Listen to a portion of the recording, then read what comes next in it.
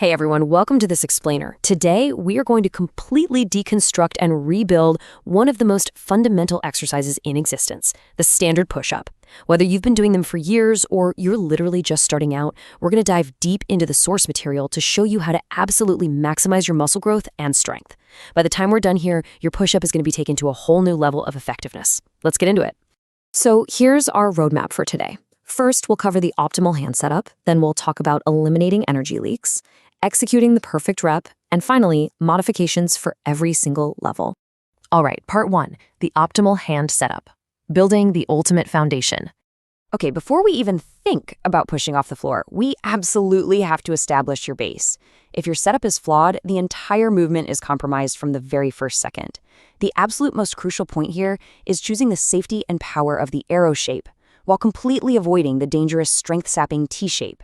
If you're looking from above, your elbows should be tucked to roughly a 45 to 60 degree angle to create that really sturdy arrow formation. If you flare your elbows straight out to the sides, you create that dreaded T-shape. Not only does that drastically weaken your push-up and make it way harder to stabilize, but it puts your shoulders in a significantly riskier position for injury. So how do you find your exact sweet spot and lock in that arrow shape? Try walking through this really quick floor test. Lie down flat on your stomach with your hands right at the level of your mid-chest. Now literally take a moment to look at your forearms and elbows and adjust your hands, moving them a bit wider or narrower until your forearms are perfectly aligned in a straight vertical line directly over your wrists. For most people, this optimal placement is going to sit just outside shoulder width. Oh, and a quick pro tip here. If you're finding it difficult to get your hands flat on the floor because your wrists just lack the flexibility to reach that straight line, don't force it. Simply grab a pair of dumbbells to hold on to. This easily fixes the angle, keeping your wrists neutral while still allowing you to maintain that perfect vertical stack of the forearm over the wrist. Moving right along to part 2, eliminating energy leaks, turning on your body's stabilizers. Getting your hands right is really just the beginning. Now, what's super fascinating here is the concept of energy leaks. This is what happens when your body isn't fully engaged as a single solid unit. Think of these leaks as silent thieves, right? They literally steal your pushing power and significantly lower your maximum potential, all because the force you generate is bleeding out through a loose core or a sagging lower back. We definitely don't want that. To patch up those leaks, we're going to rapid-fire activate your upper body. First up, push your knuckles down into the floor and spread your fingers super wide. This physically helps incorporate more of your powerful chest muscles. Next, slide your shoulders down and away from your ears. You'll actually feel your lats turn on when you do this, and those are incredibly powerful stabilizer muscles. Then, while keeping those lats fired up, push the floor away slightly just to open up your shoulder blades. And hey, don't forget your head. Honestly, at this point in the setup, your head is probably sticking forward a bit. Pulling the chin back is absolutely vital to draw your head back in line with your body. Not only does this protect your neck from unwanted stretching, but it importantly lets your mid-back muscles jump in to assist with stabilizing your entire frame. All right, to finish locking in the machine, we head south to the lower body. Think about actively tucking your tailbone to set your hips in the exact right position.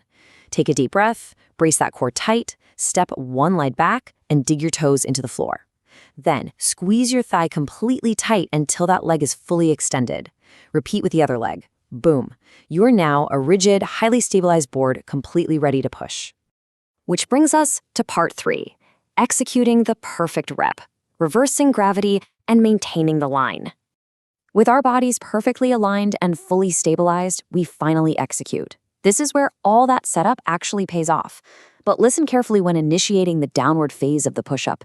Do not just let gravity flop you to the floor. If you fall, you immediately lose every single ounce of that vital stability we just worked so hard to create. Instead of falling, you want to actively pull yourself down. Imagine you're using your back muscles to perform a row, pulling your chest to the floor. As you do this, your body is actually going to have to travel forward slightly. And that forward travel is absolutely crucial because it's what keeps those elbows directly over your wrists, maintaining that powerful arrow shape we talked about in step 1. Once you reach the bottom, the upward push begins. Squeeze your glutes and thighs tight and drive aggressively away from the floor. As you reach the very top, push just a little bit further to open up those shoulder blades again.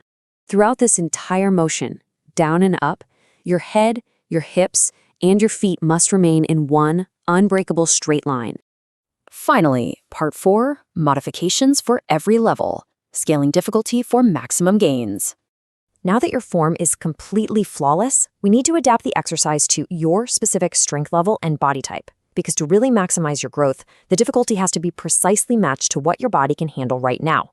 If you're struggling to hit 10 perfect reps with this strict form, you need to use regressed options to build up your baseline strength. On the flip side, if you're just flying past 20 good reps, doing endless numbers isn't really going to help you gain strength anymore. You need advanced variations to crank up the difficulty. So for those of you currently building up strength, banded rack push-ups and incline push-ups they're far superior to the common modification of dropping to your knees. By looping a band around a squat rack at waist height, the band provides maximum assistance at the very bottom of the rep, which is naturally the hardest part. Alternatively, placing your hands on an elevated surface, like a bench or a sturdy table, unloads a large portion of your upper body weight.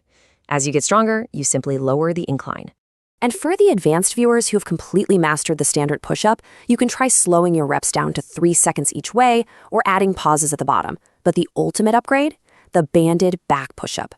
By wrapping a resistance band across your back and holding the ends in your hands, you add intense progressive resistance. Research actually shows that this specific modification can improve your upper body strength just as much as a weighted bench press. That is incredibly effective. So I want to leave you with this final thought. Take a hard look at your current routine. With these new mechanics unlocked, the arrow shape, the elimination of energy leaks, the active pulling and pushing, ask yourself, are you truly matching this perfect form with the precise difficulty your body needs to level up? Apply this level of detail to your training, challenge yourself correctly, and your strengths will absolutely skyrocket. Thanks so much for joining me on this explainer, and I'll catch you next time.